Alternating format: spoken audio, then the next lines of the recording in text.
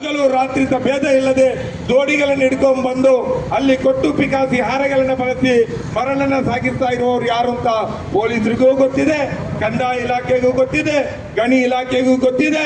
ಪೊಲೀಸರಿಗೆ ಮಾತ್ರ ಅಲ್ಲ, ಶಾಸಕರಿಗೂ ಗೊತ್ತಿದೆ. ಯಾಕೆ ನಿಲ್ಲಿಸ್ತಾ ಇಲ್ಲ? ಇವರೆಲ್ಲರೂ ನಿಮಗೆ ಮತ ನೀಡಲಿಲ್ವಾ? ಮತ ನೀಡಿಲ್ಲ. ಇವರಿಗೆ ಕಣ್ಣು ಮುಚ್ಚಿ ನೀಡಿದ್ದೀರಿ, ಇನ್ನು ಮುಂದಕ್ಕೂ ಕಣ್ಣು ಮುಚ್ಚಿ ನೀಡಬಹುದು.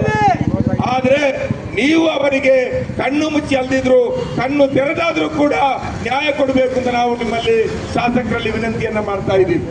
ಇವತ್ತು ಅಕ್ರಮ ಮರಳುಗಾರಿಕೆ ಅನ್ನುವಂತಹದ್ದು ಇಡೀ ಜಿಲ್ಲೆಯನ್ನೇ ಇವತ್ತು ಸರ್ವನಾಶ ಮಾಡ್ತಾ ಇದೆ. ಚೇಲಾರ್ನಲ್ಲಿ ಒಂದು ಚಕ್ರಿ ಡ್ಯಾಮ್ ಏನಿದೆ ಅದು ಇವತ್ತು ಬಿರುಕು ಬಿಟ್ಟಿದೆ ಅಂತ ಆರೋಪ ಇದೆ.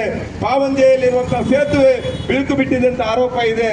ಇಂತಹ ಅಕ್ರಮ ಮರಳು ದಂಧೆ ನಿಲ್ಲೇಬೇಕು. ನಾವು ಕೇಳ್ತಾ ಇರುವಂತಹದ್ದು, ಇಷ್ಟೆಲ್ಲ ದೊಡ್ಡ ಜನಪ್ರತಿನಿಧಿಗಳಿದ್ದಾರೆ, ಬಹಳ ದೊಡ್ಡ ದೊಡ್ಡ ಸ್ಥಾನದಲ್ಲಿದ್ದಾರೆ, IAS ಗಳಿದ್ದಾರೆ, IPS ಗಳಿದ್ದಾರೆ, ಭೂ ವಿಜ್ಞಾನಿಗಳಿದ್ದಾರೆ. ಯಾಕೆ ದಕ್ಷಿಣ ಕನ್ನಡ ಜಿಲ್ಲೆಯಲ್ಲಿ ಸಕ್ರಮ ಮರಳುಗಾರಿಕೆಗೆ ಅನುಮತಿಯನ್ನ ಕೊಡ್ತಾ ಇಲ್ಲ? ಯಾಕೆ ಮರಳು ತಿಪ್ಪಗಳನ್ನ ಗುರುತಿಸಿ ಅಲ್ಲಿ ಲೈಸೆನ್ಸ್ ಕೊಟ್ಟು ಮರಳು ತೆಗಿಲಿಕ್ಕೆ ಯಾಕೆ ನೀವು ಅವಕಾಶ ಕೊಡ್ತಾ ಇಲ್ಲ? ಯಾಕೆ ಅಕ್ರಮ ಮರಳುಗಾರಿಕೆಗೆ ಅವಕಾಶ ಕೊಡ್ತಾ ಇದ್ದೀರಿ? ಇಷ್ಟೆಲ್ಲ ಚರ್ಚೆ ಆಯ್ತು, ಇಷ್ಟೆಲ್ಲ ಜನ ಚೀತು ಅಂತ ಉಗಿದ್ರು.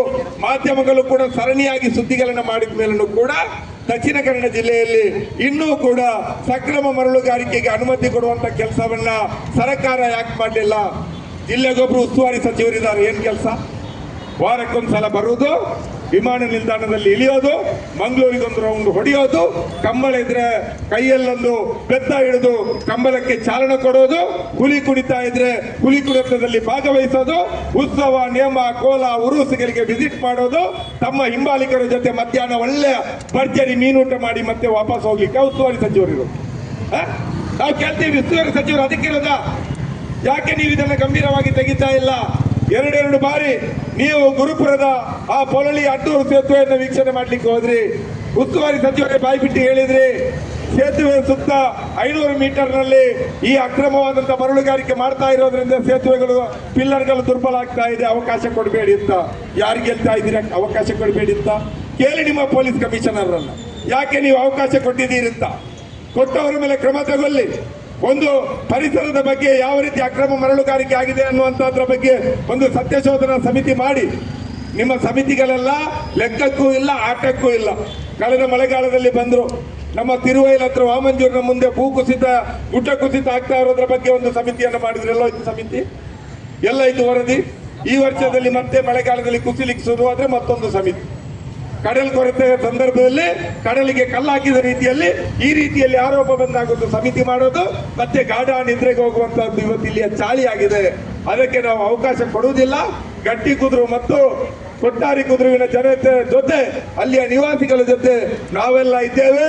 ಜಿಲ್ಲೆಯ ಜನಪರ ಸಂಘಟನೆಗಳು, ಜಿಲ್ಲೆಯ ಪ್ರಜ್ಞಾವಂತ ನಾಗರಿಕರು ಇದ್ದೇವೆ.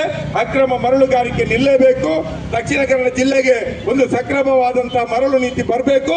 ಎಲ್ರಿಗೂ ಕೂಡ ನ್ಯಾಯಯುತವಾದ ರೀತಿಯಲ್ಲಿ ಮರಳು ತೆಗೆದು ಕಡಿಮೆ ದರದಲ್ಲಿ ಮರಳುಗಳು ಸಿಗುವ ರೀತಿಯಲ್ಲಿ ಮಾಡಬೇಕು. ಮತ್ತು ಈ ಕುದುರುಗಳ ಸುತ್ತಮುತ್ತ ಯಾವುದೇ ಕಾರಣಕ್ಕೂ ಕೂಡ ಮರಳು ದಂಧೆ ಮಾಡಲಿಕ್ಕೆ ಅವಕಾಶ ಕೊಡದೆ ಶಾಶ್ವತ ನಿಷೇಧದ ಜೊತೆಯಲ್ಲಿ ಅದರ CC ಕ್ಯಾಮೆರಾಗಳನ್ನ ಇನ್ನೊಂದನ್ನು ಅಳವಡಿಸಿ ಅಲ್ಲಿ ಅಕ್ರಮ ಮರಳುಗಾರಿಕೆ ಮಾಡುವವರನ್ನ ಜಿಲ್ಲೆಯಿಂದ ಗಡಿಪಾರು ಮಾಡಬೇಕು, ಗೂಂಡಾ ಕಾಯ್ದೆಯನ್ನು ಹಾಕಬೇಕು ಅಂತ ನಾವು ಈ ಸಂದರ್ಭದಲ್ಲಿ ಆಗ್ರಹವನ್ನ ಮಾಡಿ ನಿಮ್ಮ ಹೋರಾಟಕ್ಕೆ ನಾವು ನಿಮ್ಮ ಜೊತೆಗೆ ಇರ್ತೇವೆ. ಮುಂದಕ್ಕೂ ಕೂಡ ಈ ಪರಿಸ್ಥಿತಿ